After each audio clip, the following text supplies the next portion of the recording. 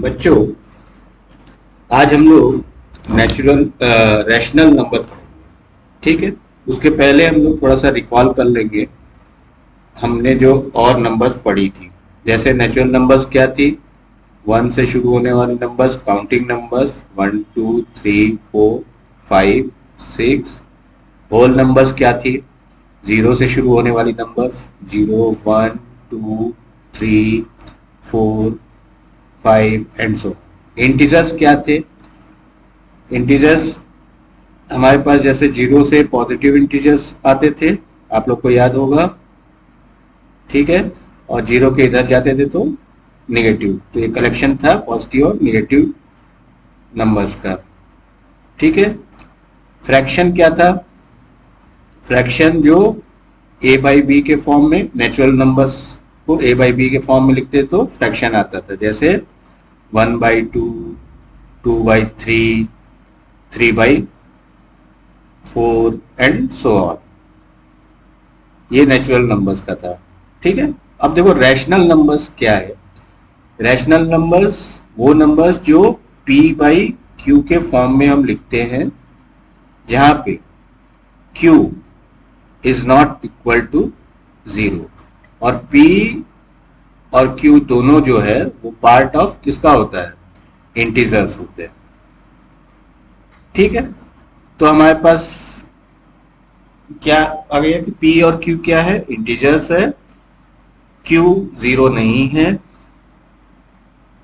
ठीक है। तो इस टाइप की जो नंबर्स p बाई क्यू के फॉर्म में लिखी जाती है उसको रैशनल नंबर कहते हैं। अब देखो एग्जांपल ले लो, जैसे हमने एक एग्जांपल ले लिया, मान लो एक हमने 1/2 ले लिया, ठीक है। तो ये क्या है, रैशनल नंबर है।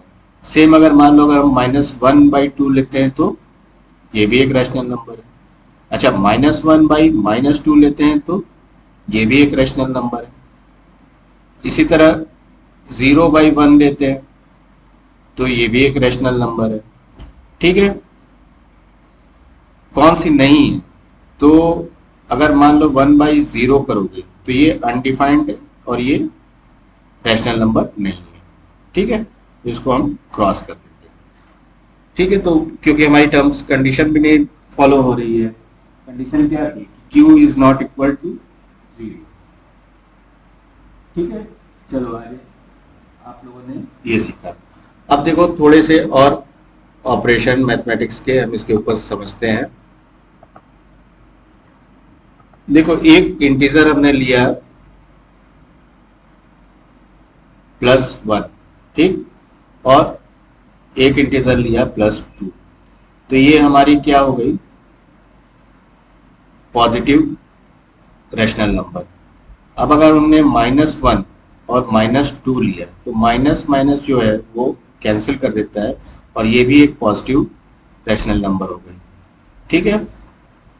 तो पॉजिटिव रैशनल नंबर्स कोई और ले लो, जैसे 17/9, तो ये भी एक पॉजिटिव रैशनल नंबर है। तो इस टाइप की नंबर्स को क्या कहते हैं, पॉजिटिव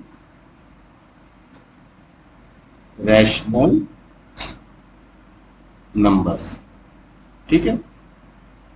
अब नेगेटिव रैशनल नंबर्स क्या हो जाएंगे, मान लो हमने -1 लिया और 2 पॉजिटिव रखा, ठीक है, या फिर -2 लिया और 3 पॉजिटिव रखा, या फिर 3 पॉजिटिव लिया और -2 नीचे कर दिया।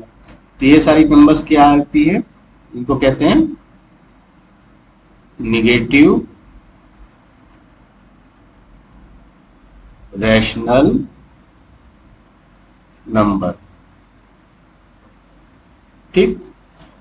अब देखो एक प्रॉपर्टी होती है, दो प्रॉपर्टीज हमारे पास आ जाती है, क्या, रैशनल नंबर हम कैसे लिखते हैं, p बाई क्यू, ठीक है। अब मान लो कोई एक और इंटीजर हमने उठाया m, अब अगर हम p इंटू एम और q इंटू एम करेंगे तो ये भी हमारे एक रैशनल नंबर ही मिलेगी,